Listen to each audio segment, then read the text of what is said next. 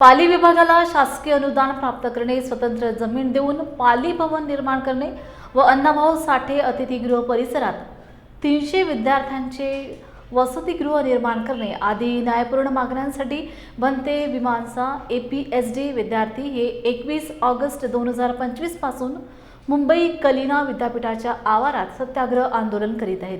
त्याला आज 5 महिने पूर्ण होत आहेत। या मनोवादी व्यवस्थेचा जाहीर निषेध करण्यासाठी तमाम बौद्ध बांधवांनी, विद्यार्थी संघटनांनी एकत्र येऊन बनते विमानचा यांना सपोर्ट करावा असे आवाहन आंदोलनकर्त्यांनी केले आहे।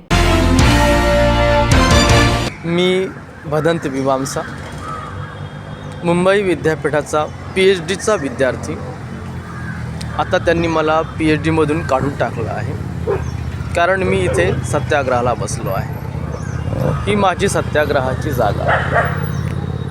हे झाड, या झाडाजवळ मी पूर्वी म्हणजे अगदी 1 तारखेपर्यंत एक खाट आणि त्यावर टेंट टाकला होता, त्यामध्ये बसायचो। आता त्यांनी 1 तारखेला माझा टेंट आणि ती खाट उचलून नेली। हा गेट, या गेटवर बघा पोलिसांची गर्दी, सिक्युरिटीची गर्दी। तिकडे एक मोठी व्हॅन उभी आहे, ती तुम्हाला दिसेल। हा मार्ग त्यांनी बंद केला आहे, एकेरी वाहतूक ठेवली आहे, एकच गेट खुला ठेवला आहे। इकडे MSF आणि विद्यापीठाचे, आणि ज्या झाडाजवळ बसायचो त्या झाडाला सुद्धा या बॅरिकेड्सनी घेरलं आहे।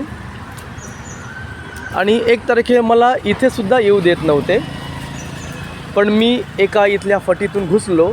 आता इथे थोडं शिथिल झालेलं आहे। माझ्या 3 मागण्या: एक, वसतिगृह व्हावं; दुसरं, पाली विभागाला अनुदानित करावं; तिसरं, पाली विभागाला पाली भवन बनण्यासाठी स्वतंत्र जागा द्यावी। पण या तिन्ही अधिक चांगल्या मागण्या असूनही विद्यापीठ प्रशासन जातीय अहंकारातून ते मान्य करत नाही आहे। मग मला त्यांनी 15 सप्टेंबरला किरण रिजिजू या मंत्र्यांना भेटायला जात असताना विद्यापीठामध्येच मारहाण केली, नग्न केलं, धिंड काढली।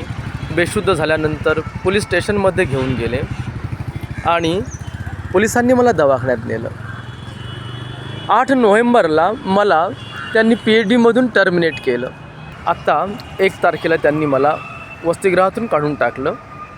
वसतिगृहाच्या इमारतीला सील ठोकलं, कारण मी एकटाच असतो त्या बिल्डिंगमध्ये, जुनी बिल्डिंग होती।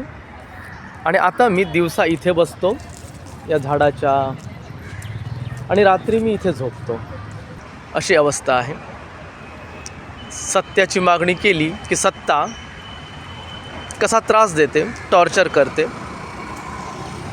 खरं म्हणजे यांनी माझा जिवंत रोहित वेमुल्ला केला आहे। असो, मला खात्री आहे समाज पूर्ण एकवटेल आणि या अन्यायाविरुद्ध लढेल, आणि यामध्ये माझा वैयक्तिक कोणताही हेतू नाही आहे। धम्म, संस्कृती, समाज हाच हेतू आहे। त्याला बळकट करणं, त्याचं रक्षण करणं, पाली भाषा, धम्म, संस्कृती, यासाठीच मी बाबासाहेबांचा पाईक, बाबासाहेबांच्या कल्पनेतला भिक्खू म्हणून लढतो आहे, समाजसेवक म्हणून लढतो आहे। आणि या कार्यास आपण सगळे सोबत कराल ही खात्री आहे। साधू साधू साधू।